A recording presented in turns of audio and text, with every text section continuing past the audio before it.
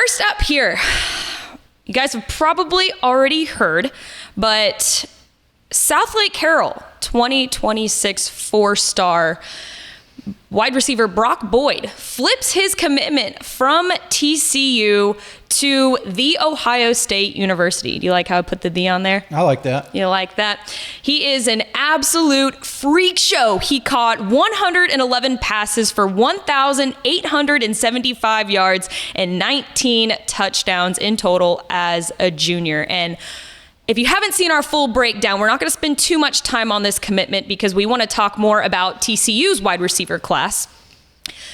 You can check the full Brock Boyd breakdown out on our YouTube channel. But just a little bit here before we move on to TCU's class, tell me what you really like about this fit for Brock Boyd. Well, I think he's a Brian Hartline clone. I think that's something we touched on in the full recap of his flip from TCU to Ohio State. I think that's a name that jumps to the top of my head. Another name that I noticed on social media going around was Chris Olave. I think that's a pretty good comparison. That's a great comparison. Didn't sink into my head at that time. But somewhere in the middle of those two receivers for Ohio State's a pretty good spot to be in, I think.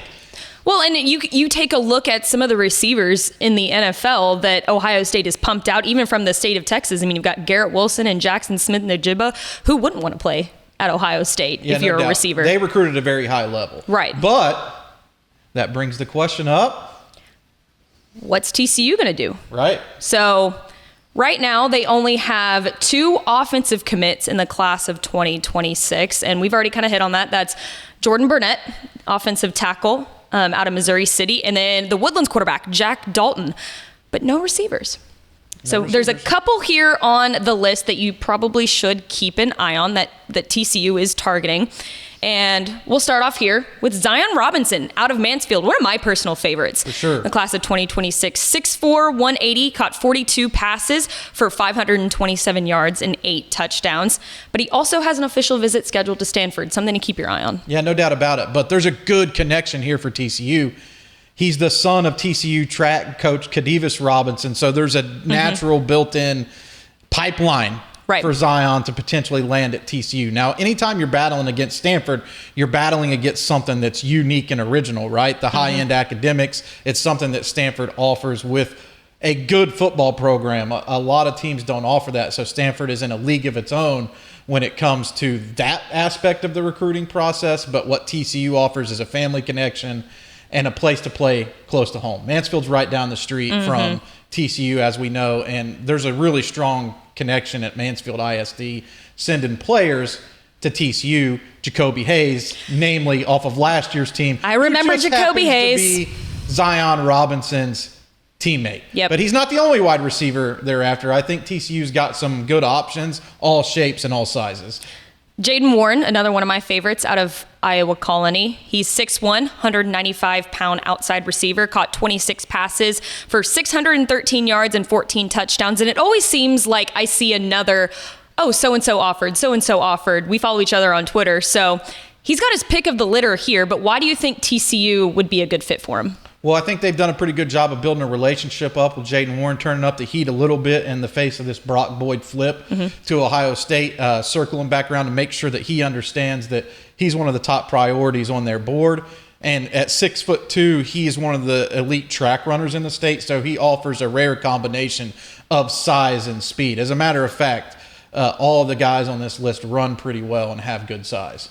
Speaking of good size, moving on to our last one, and it's James Scott, wide receiver out of Conroe Oak Ridge, 6'5", 200 pounds. He caught 59 passes for 958 yards and 10 touchdowns in his junior campaign. And he already has an official visit scheduled with TCU on June 12th. Yeah, I think TCU, I talked a little bit with James Scott at the Under Armour camp down at Houston, and I come away from that conversation feeling like TCU's in a really good spot for James Scott and his recruitment. And if you like a jumbo flex style wide receiver who's kind of like a hybrid tight end, but is an athletic enough guy to go to the outside and present some red zone mismatches and move the chains, in big first down situations, I think James Scott offers that versatility, and he really understands how to use his body to box out defenders. I think TCU is going to be okay. Yeah, they're going to be fine. I think they're going to be just fine, as they job always at are. Recruiting wide receiver talent every class. I know that, especially in the state. I know that right now it hurts, it stings, to lose Brock Boyd off of that commitment list. But there's plenty of good options for TCU in this class. So the Horned Frogs fans ought to be fired up and see which ones that they can reel in. Another program that should be super fired up here, the UTEP Miners and Scotty Walden. They land their first 4 commitments in the class of 2026, all from the state of Texas so far. And I really, really like this list. I'm going to go ahead and name off the 4 that we're going to be talking about. We've got Seminole offensive tackle Chase Elrod, Marshall offensive guard Eric Perkins, El Paso Chapin wide receiver Davion Singleton, and then Rockwall tight end Jackson Stover. And I really like that impressive DFW poll by Scotty Walden and the Miners. Yeah, no doubt. Jackson Stoner at Rockwall. This is a guy, okay, I've been doing rankings at DCTF. We go back to 2012, right? Mm-hmm. I've had the fullback position on these rankings since 2012. Never had a player to put in the fullbacks list. So far, the fullback is like a thing of the past. I look at Jackson Stoner as being the closest thing to a true fullback that I've covered since 2012 in the Lone Star State. And that's pretty cool to say that because he's so versatile, good H-back style type of tight end. So I just wanted to give a shout out to fullbacks before I put my bow. Shout out to fullbacks. I want to put my bow on what Scotty Walden and UTEP has done over the last couple weeks by pulling in these commitments. 2 big men in Elrod and Perkins that are going to set the foundation for the offensive front and keeping Davion Singleton at home. Oh, right? Yeah, that's a big one. This is a big El Paso class, and there are 4 guys in this class that I really like, and Davion Singleton is one of those. So to be able to keep one of the top players in the city at home, I think that is one of the huge recruiting wins in this cycle so far for any team, regardless of what level they play at. Well, and you and I talk about this a lot with recruiting is a very follow the leader type industry, right? So if you get a kid from El Paso and you get to keep him at home, people might start to follow, right? Well, I mean, and it gives you something cool, like for the city to come watch on Saturdays, right? Because Davion Singleton is a freak show. He's only 5'9", but the electricity he brings to the table are going to have that fan base buzzing.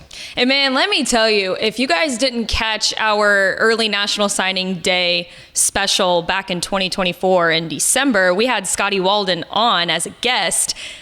The energy that he brings to the table, the passion that he has for the game and for recruiting and, for the rest of his staff, it's remarkable. I think I know he's only been there for a little bit, but I think he's a perfect fit for UTEP, and his players seem super excited to be a part of his squad. They do a tremendous job on the recruiting trail. As a matter of fact, watching UTEP over the last couple seasons underneath the Walden has been one of the most fun things as like a Texas high school football / recruiting fan in general, just because of the energy that they bring. And they recruit some of the guys that we feel like are like the under the radar guys, right? Like our Dave Campbell's Texas football like favorites.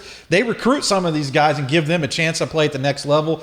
I'm excited to see them actually suit up and do, you know what I mean? Me too. Now it's coming. We get to watch these dudes. I think we need an El Paso trip. I think staff so trip. Let's do it. Let's work it in. Let's see if we can put that into the budget. I like it. And finally, our last headline of Rising, episode 3. It's a big one. UNC and Bill Belichick land a big one from the state of Texas. And that's Katie Jordan, defensive lineman, Jimmy Frisco, Alo Suliafu. Did I do it? Well done. Let's go. I've been practicing that. I'm super pumped about that. 6'3", 265 pounds, collected 70 tackles. Okay, before I name off all these stats, I listed all of them because to me, it just shows how dynamic he is and that he can seriously do it all. So with that being said, he collected 70 tackles, 15 tackles for a loss, 8 sacks, 2 pass breakups, 1 fumble recovery, 1 forced fumble, 1 safety, and 1 fumble recovery for a touchdown. Talk about doing it all. Yeah, he brings a lot to the table. And he was one of these guys that was in our DCTF Rising Top 25 when he was a freshman. Before he transferred to Katie Jordan, he was one of the only freshmen that I can ever remember starting for Gary Joseph's program at Katy, which is one of the top 6A programs in the Lone Star State. And to put this into perspective for UNC fans that may be watching this, Katie Jordan plays in a district that is just chock full of talented teams. So this is a battle-tested dude coming into a Bill Belichick program.